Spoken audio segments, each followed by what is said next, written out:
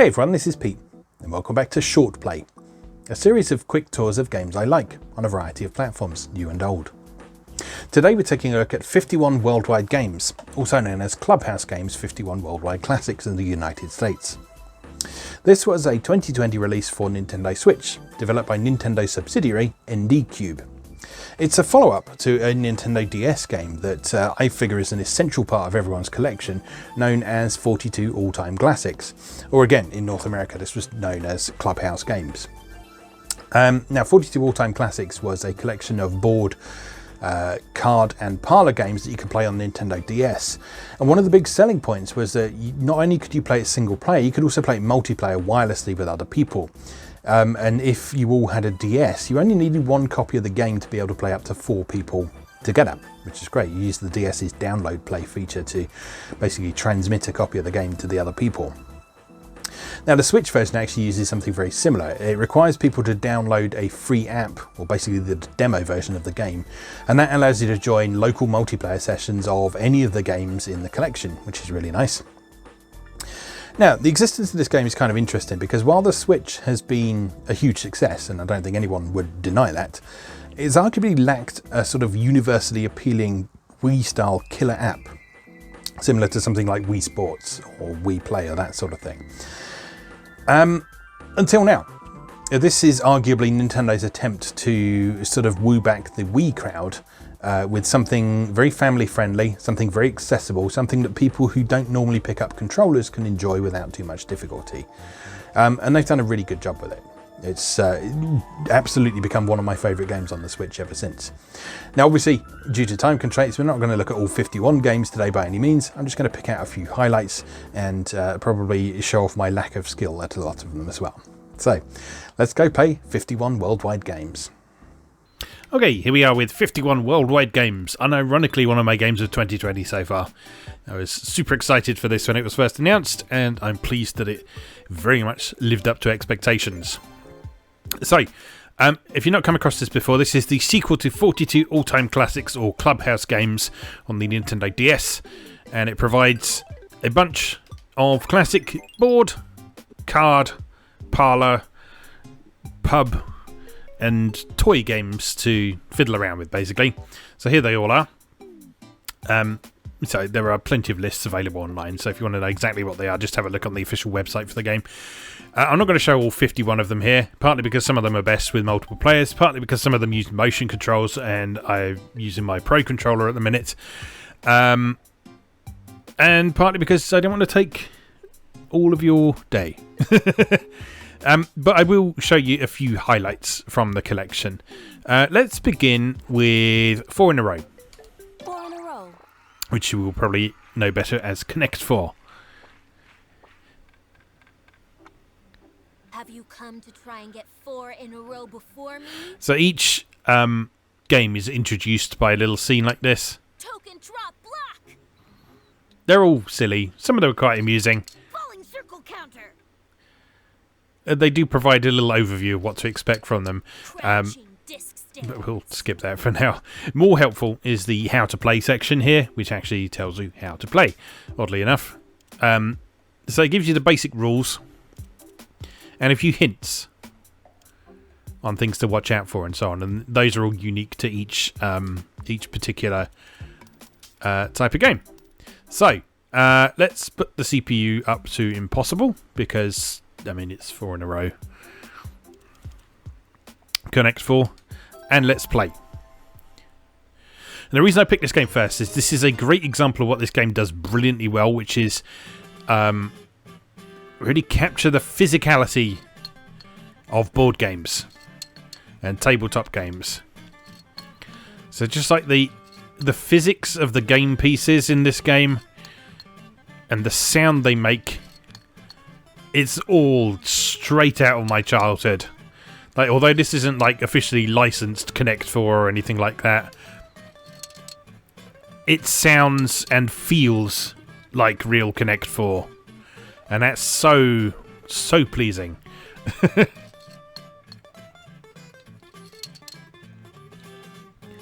What are you up to?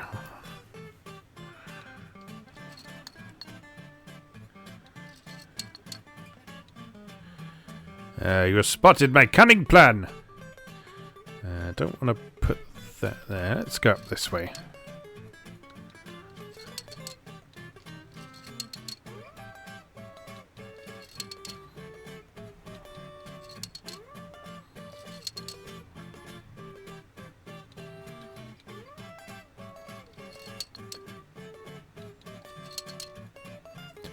This is one of those games that always makes me a little bit paranoid. Because, you know, you've got to keep watching for openings that you haven't spotted and all that sort of thing. Right.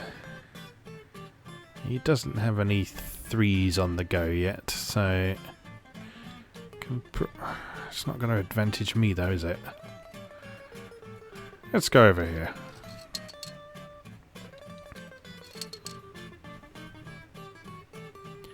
Gonna have a stalemate at this rate.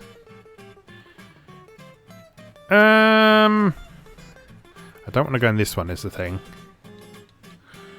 Or this one. So let's go here.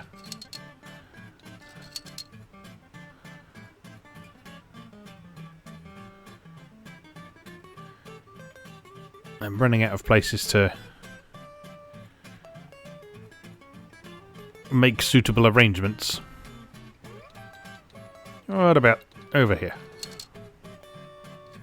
Oh no! I am dumb.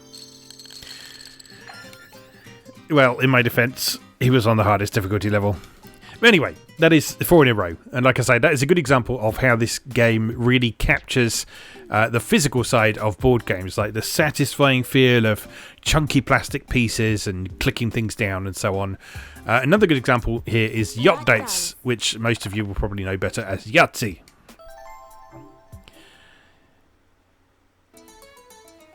Especially because the set that you see there is very much based on the official Yahtzee set. So you can shake up the cup by actually shaking your controller if you want to. Or you can just press the button and then dump out your dice. Yahtzee, if you've not played it before, or Yacht Dice, I beg your pardon, is a game about you're kind of making poker hands with dice. It's not exactly the same as poker because obviously you're not using suits and that sort of thing. But you are still trying to do things like get straights or full houses or 4 of a kind or that sort of thing. That's no good, is it? Alright, let's go for 2s. Oops. And re-roll. No! I messed that up. Start again. It's my cack-handedness. It's not cheating. That was an honest mistake. Right. 2, 3, 4, 6. Now I just need a 5. Ooh, so close. Roll it again.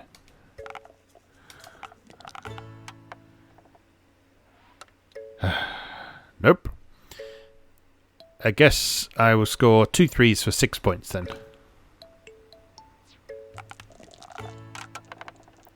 So, your score sheet is split into 2 sections.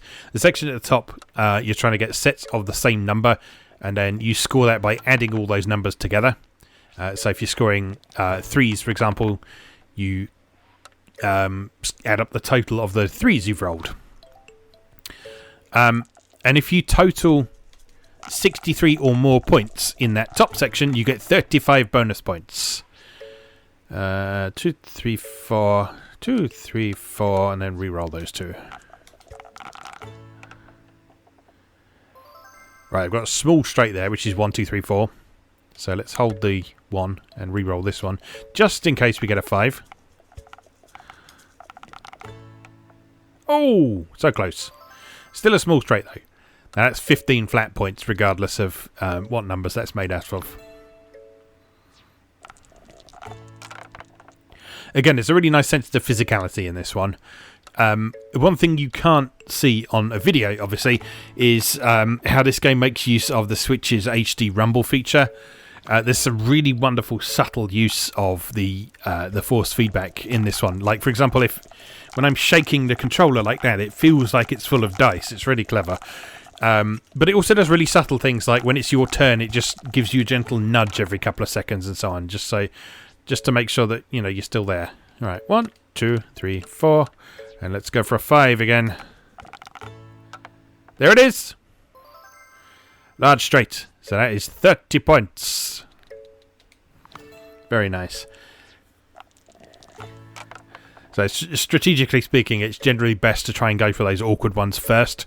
And then if you don't get them, you can sort of focus on getting 4 of a kind, full house, that sort of thing. 2, 3, 3, 4, 5. I don't need straights anymore, so let's... I've already scored 3s though.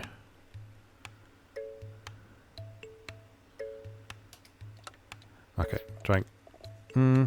No, actually, I'm going to re-roll all of them because I'm hardcore. Oh, hello. All right, re-roll that one. Another 6, please. That'd be nice. There's a 5. It'll do. Right, so now I can either score that as 6s, which is 4 6s to 24, or I can score it as 4 of a kind, which means you add up the total of all of the dice. And that's pretty much the best possible score I could get on 4 of a kind, outside of rolling 5 6s, which I would score as a yacht anyway. So I'm going to take that as 4 of a kind.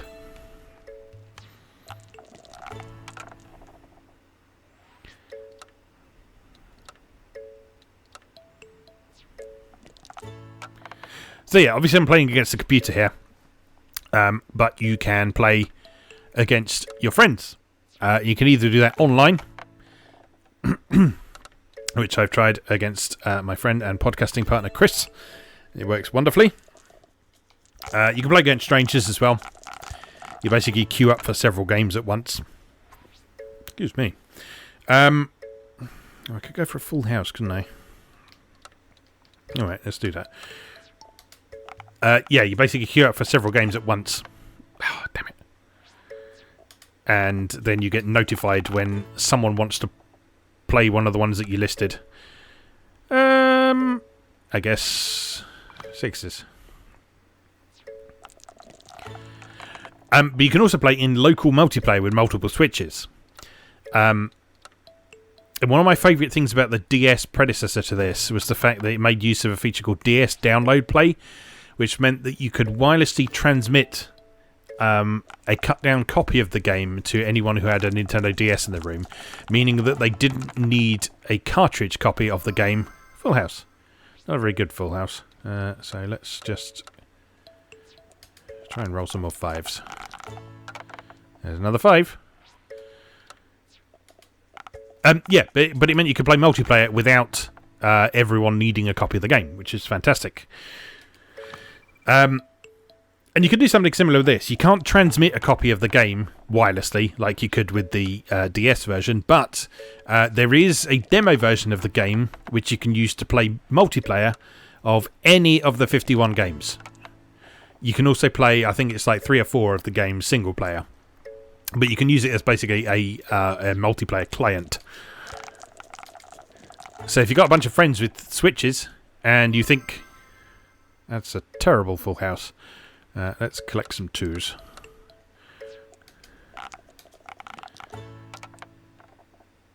So if you've got a bunch of friends with Nintendo Switches and you think they would enjoy this sort of thing, then just encourage them to download the demo version of this game, and then you can play multiplayer with them in the same room. And the advantage of doing that rather than just playing on the television is that if everyone is playing on their own Switch, you can play the games that have hidden information in them. So things like the card games and so on. Because everyone has got their own screen then, and that means that yeah, you can play games that have hidden information, which is super cool. 4s maybe.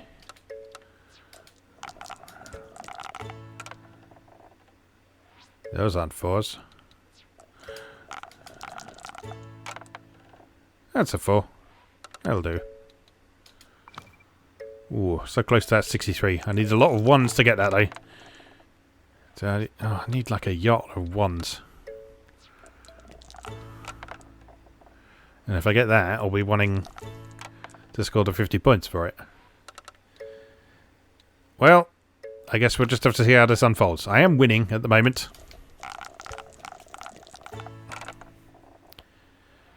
That is a load of old shit. Let's take the 2 4s. See if we can get a full house out of it.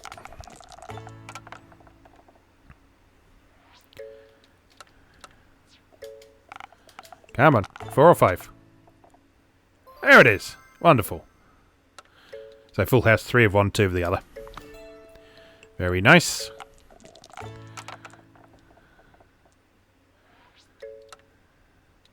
Computers are rolling full houses when they don't need to.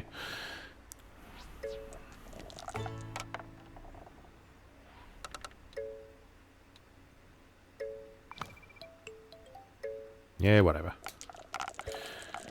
Getting short of options. 3 2s. Let's go for a yacht.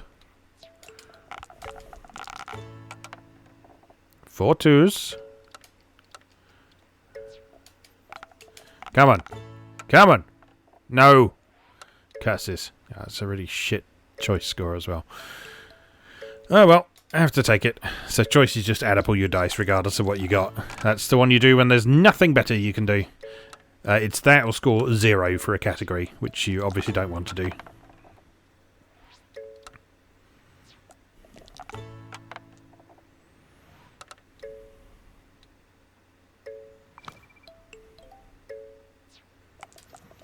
Right, come on. Ones.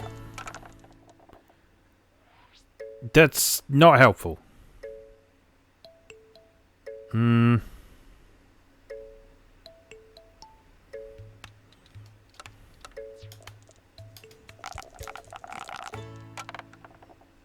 Also not helpful.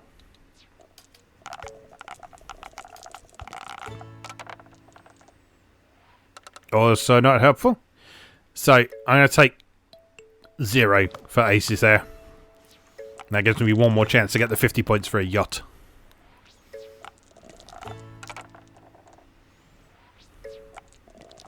And I haven't got my bonus up the top. So it's going to be a close one.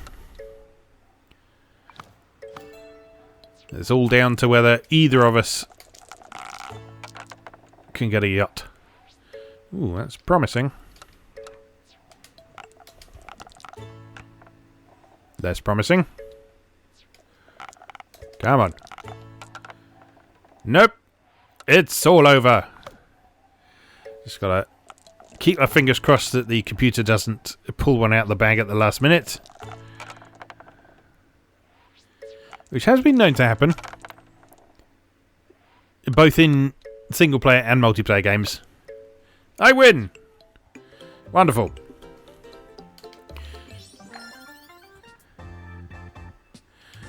Alright, so those are both pretty conventional games that you'd expect to see in a compilation like this.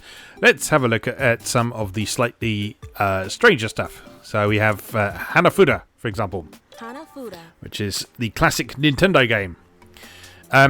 Now, I don't 100% understand this game perfectly yet, but the nice thing about playing it in this game on Switch is that it's a good way to practice and learn how to do it as well.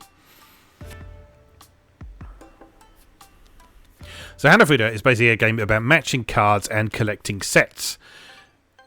You match cards based on the season they represent, which you can tell by the picture that they are showing. So here are all the things, and you see that the different months all have a different kind of theme to them. So like January's got those sort of spiky leaves, February's got those red flowers, March has got pink and red flowers, April's got those wisteria. I guess that's what they are, because it says so. And so on, as you work your way through. And what you want to try and do is match cards and collect these sets here. So specific sets of cards will give you points. And over the course of 3 rounds, you want to try and collect more points than your opponents. Now, there's some nice little features in this game to help you out.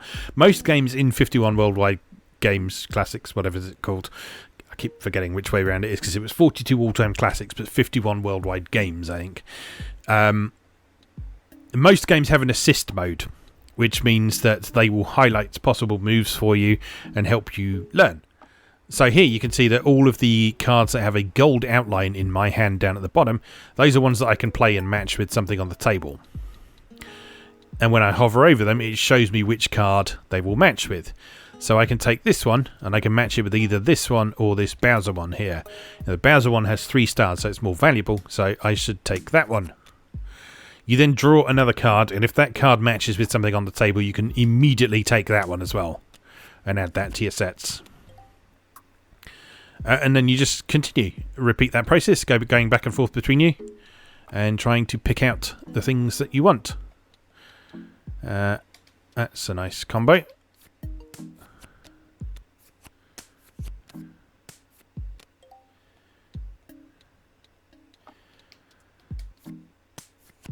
So yeah, down on the right of the screen you can see the different sets that are in progress.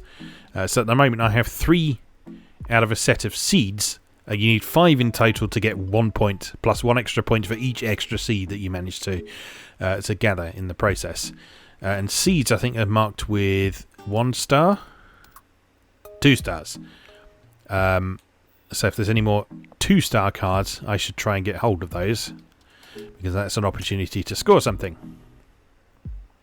I'm also getting close to a combination called Cherry Blossom Viewing, which is the card with Luigi on it and the card with the Piranha Plant on it. So I've now got half of that. And if I can get both of those cards, then that's 5 points, which is nice.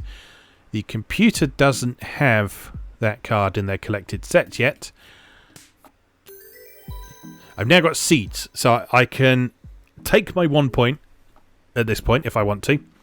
Or I can call Koi Koi, which means that I continue playing in the hope that I'm going to get another set of some description. But if the computer player finishes a set before I do, they get the points instead. Now, looking at the cards they've got, they're not doing too well. So I have a pretty good chance of scoring some more points out of this. So I may as well Koi Koi. And in fact, that is the Luigi card I need. So let's take that. Cherry Blossom Viewing. Finish. And that finishes a round. And that gives me 6 points, because I get 5 points for Cherry Blossom Viewing and 1 point for my seeds collection as well. So we then move into round 2. I have 6 points, computer has 0. That's not an unassailable lead by any means. So if something like that happens to you, don't get disheartened. These things happen. Right. Let's... nothing very good to play. You don't necessarily want to get your good cards out straight away, because then the computer player knows what they're not going to be able to get, so they know what not to take aim for.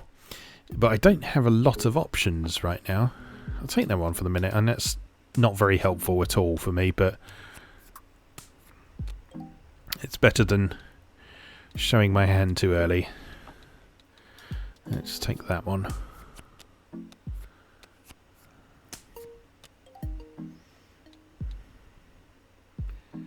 Again, not a lot going on here. I'll take that one though. Now I've got 2 seeds and 5 chaff. Chaff is basically all of the shit cards. If you get 10 of the shit cards, then you get 1 pity point.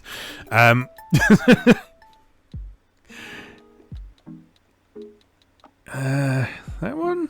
Yeah. Why not?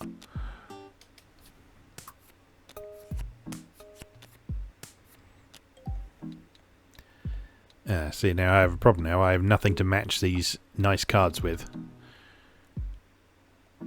So I have to put one down on the table. So I'll put this shit one down on the table and hope that something comes up that I can actually match with. There we go. Get Luigi out.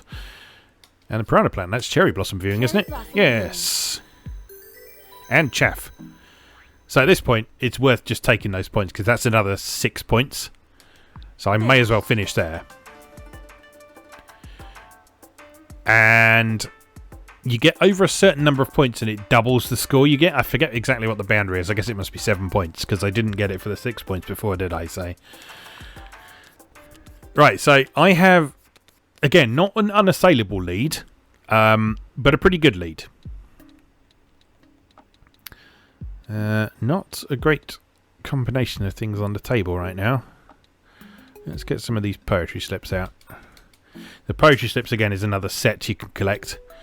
You get, I think it's 5 of them. How does that work? Let me have a look. So red poetry slips. If you get 3 of the ones with writing on them, you get 5 points plus 1 for each extra poetry slip. Blue poetry slips, blank ones, are 5 points. And if you get 5 of just any poetry slip, you get 1 point plus another point for each one extra. So there's like several things you can do with the poetry slips.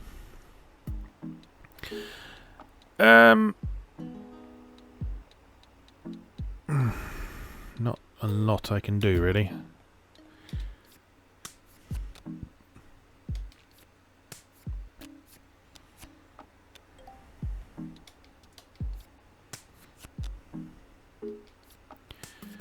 Oh, we're getting quite lucky here.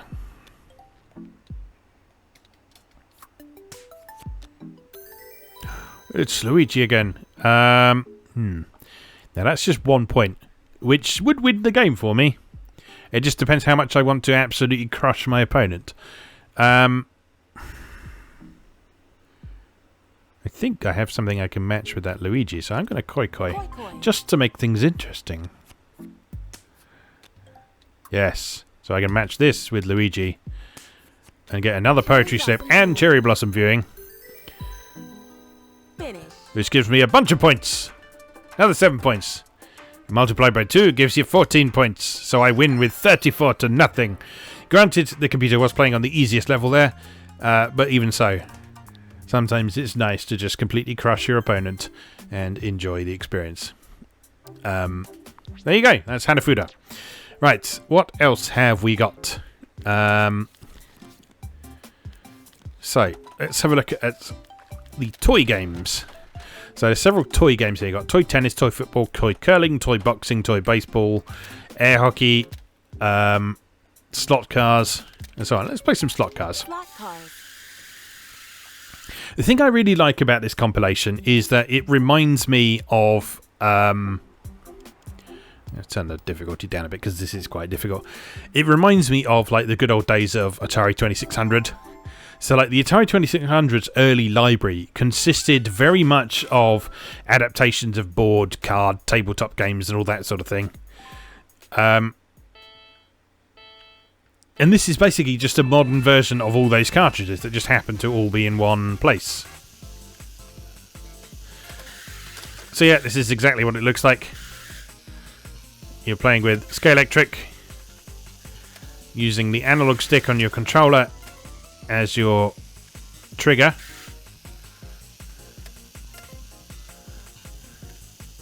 I'm in a spot of bother here because I can't lap my friend now. Oh, I can if he falls off the track.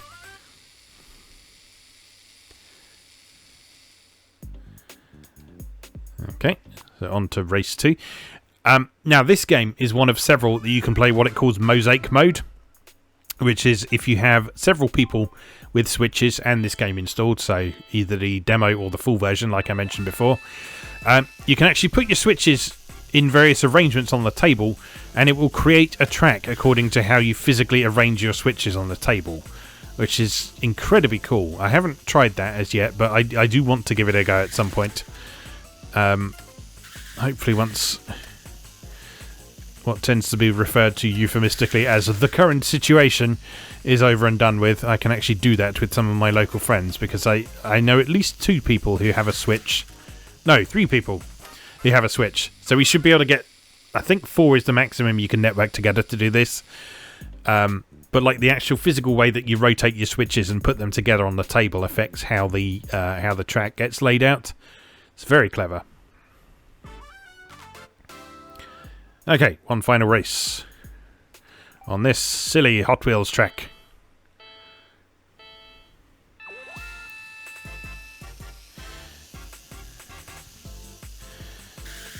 But again, just this game here, this just really nails the sort of physical aspect of why racing slot cars is so enjoyable. And it gets this, just the sound, the feel of it perfectly. And again, the use of HD rumble is fantastic. It feels just like how the Scalextric controllers do in your hand. Just that sort of slight give in the spring and the trigger on a Scalextric controller. Scalextric, if you're American, is what we call slot cars. It's a brand name of slot cars over here. But as far as I'm aware, it's one of the only brands of slot cars you can get over here. So it tends to be what we refer to that as. But yeah, it's exactly the same as what you know as slot cars if you're American. Right. So let's look at a couple more, because we've been going for nearly half an hour now. Let's have a go at... Let's play billiards, actually. So billiards, you can play 9-ball billiards, you can play simple rules, or you can play 8-ball billiards. Let's bump up the computer difficulty. I think I've finished all the difficulties on here. Let's just have them on hard for the minute. And let's play 9-ball. So this is another great example of how accessible this game is, and how it can help you to understand the real life game a bit better. So start from the lowest numbers. So starting with number 1, you see you've got this wonderful aim line here that shows you not only where the cue ball is going to go, but also when you hit a ball, it shows you which direction it's going to fly off in based on the angle that the cue ball hits it. That's incredibly helpful, because that's one thing I've always really struggled with in real life pool, is sort of understanding how to make use of that in order to hit things. Now, one thing it doesn't show you though, is it doesn't show you how it's going to bounce off the cushion. You still have to calculate that yourself. And you then set your power by pulling and releasing the analog stick. So that was a fail. Scratch, as they say. So foul by me. So a free shot for our computer friend. That was dumb. I guess I should have bumped up his difficulty a little bit more, eh? Alright, so I can then put this wherever I want. So I'll pop it there. And again, I can then use that aim line to precisely calculate how I want to hit that ball with the cue ball to get it into the pocket and still fuck it up. Oh god. One thing you can't do in this is it doesn't sort of use more advanced techniques like applying English to the ball and that sort of thing, so you can't actually apply spin directly to the cue ball. You're just hitting it straight on. But it's only designed to be a simple simulation of pool. It's not designed to be a super complex version or anything like that. Right, let's try that again. Tonk! There we go. Oh, nearly snookered myself. Not quite. Ninth one. Right, can we get number 2 in the hole? Maybe? Oh, 2 and 3 in one shot. How about that? Does that count? Tell me that counts. Yes. Thank you very much. Right, so I can now go for number 5. Which is probably better off going that way, isn't it? Whoop. Missed.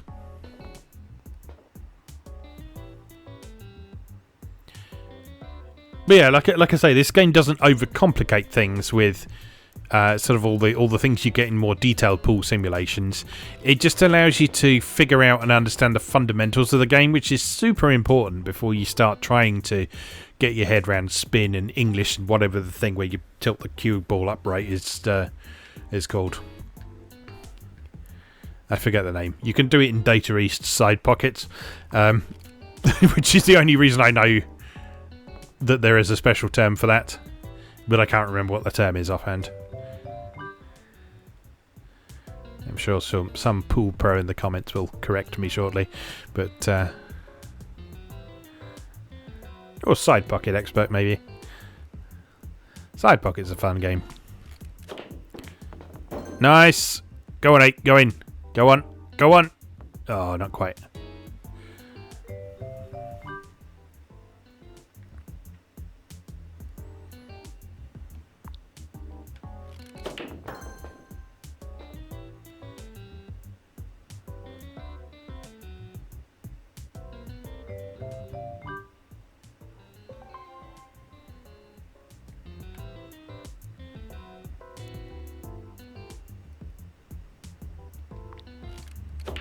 Oh.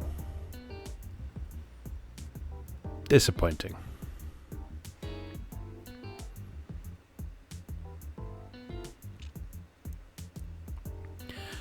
However, given the terrible performance of the computer up until this point, I'm not too worried.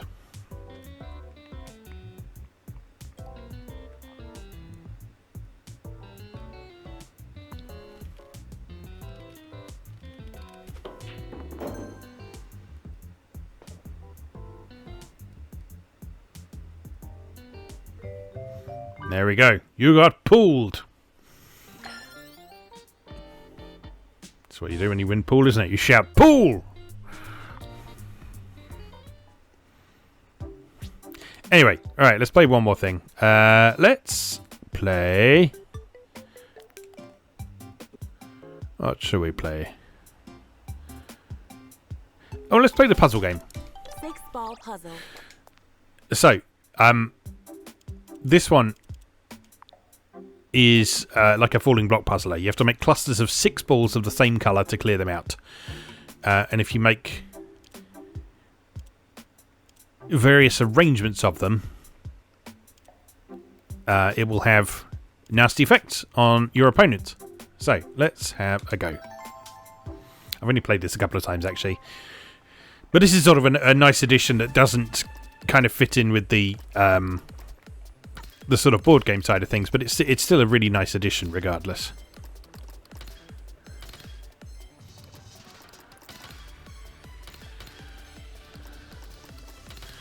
And it's got fun music.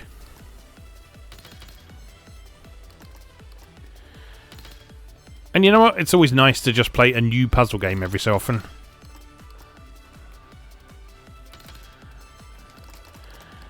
And this one has sort of enough unique stuff about it to make it interesting, because it's not just another Bejeweled clone or Tetris clone or Columns clone or something like that. It's got its own thing to it.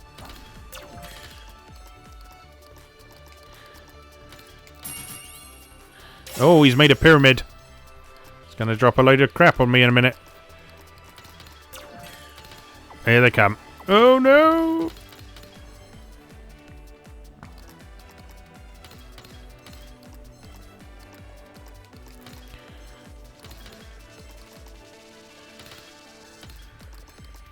It's actually quite tricky, because getting 6 together is a lot more than you normally have to do in this kind of game. It's normally like 3 at a time. So in some ways you need a bit more in the way of forward planning than you might normally expect from this sort of thing. Oh, I'm getting wrecked by the computer here.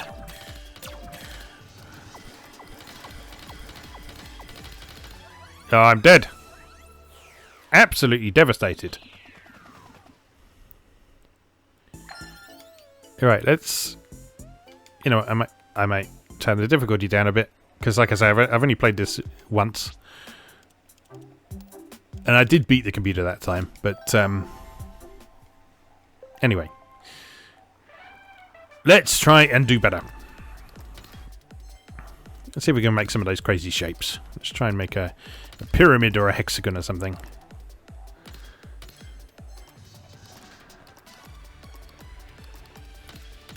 Actually, that's not going to help me do either of those things, is it? I am dumb. Never mind. Oh, that's going to work quite nicely to make a pyramid, though. There we go. Nice.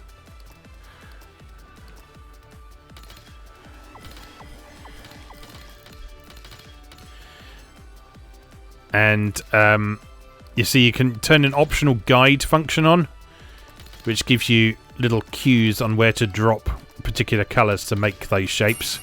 So that's quite helpful if you're learning the game, like I am.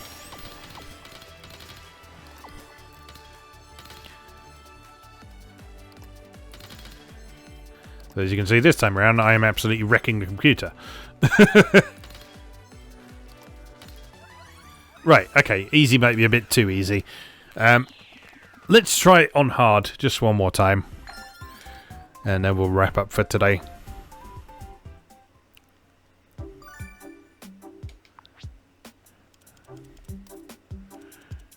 Alright, and play.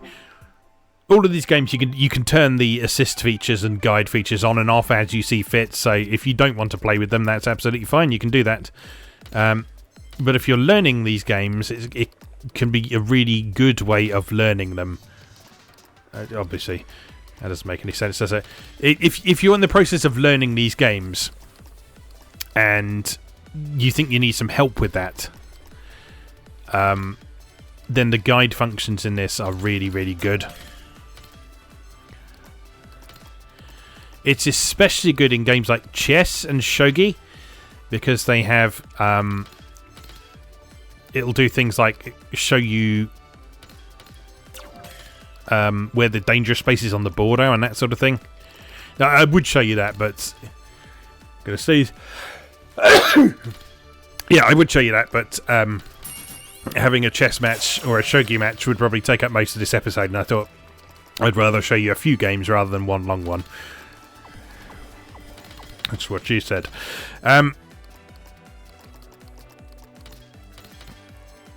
yeah, suffice to say, if you are looking to learn games like shogi or chess, or just improve your game at them, this is a good way of doing that, because there's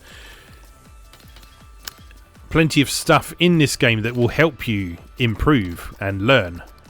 And that's super valuable, because a lot of these games are so old and traditional that people just assume that you know how to play them, and you know how to play them well. And that can be really daunting and off-putting to newcomers. And the great thing about this package is how friendly it is to people who want to find out more about board gaming as a hobby. Now, I know board gaming snobs would be all, oh, well, there's much better games than chess and drafts and backgammon out there. But, you know, these games are classics. These games are classics that it is good to know how to play, because if you go and see, I don't know, like your granddad or something, your granddad knows how to play backgammon. Your granddad knows how to play backgammon. Your granddad doesn't know how to play the Settlers of Catan. Probably. Unless you have a cool granddad.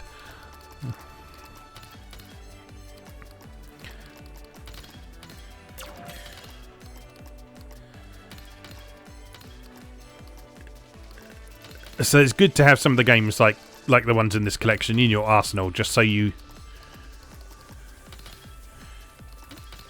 can enjoy having a good time with as many people as possible.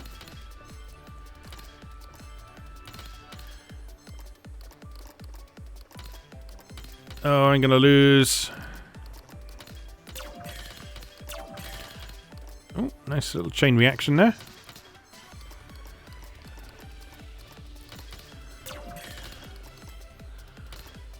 I think I'm pretty doomed here. Oh, pyramid. Oh, hello. So getting this shape actually destroys all the shapes of that colour as well. I didn't realise it before. I should have read the rules more, shouldn't I? After pointing out how helpful all the rules think. How many chains is that guy getting over there? Is that going to hurt me?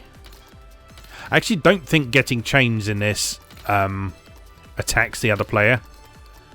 Attacking the other player is entirely dependent on making those special shapes. Chains are just helpful for actually clearing out your space a bit. So although that sounded scary, I'm actually... well, I'm not in a great position, I won't lie. But no need to panic. No need to panic. Maybe now I panic. Yeah, this is all over, isn't it? It's all over! Yeah. That was never going to end well. But anyway, that is the 6-ball puzzle in 51 Worldwide Games, is what this is called. So yeah, there's obviously a lot more to this that I haven't shown you today. But hopefully that's given you an idea of the sort of thing you can expect and enjoy from this game. And this is just in single player. This is really fun to play in single player, but it's even more fun if you can convince some family and friends to play with it as well. And this is another benefit of knowing how to play these classic games. You're much more likely to get people who aren't normally video gamers to play with you then. So again, bring your Switch over to your mum's house and ask her if she wants to play drafts on your Switch, she's more likely to say yes than if you try and get her to play, say, I don't know, Portal 2. I give that example because I tried to teach my mum to play Portal 2 once, and it didn't go very well. So there you go. Anyway, that is 51 worldwide games for Nintendo Switch. Absolutely, and as I say, unironically, one of my games of 2020 so far. And I recommend that everyone who has a Switch have this in their library because it's wonderful. Absolutely wonderful. Alright then, as always, thank you very much for watching, and I'll see you again next time.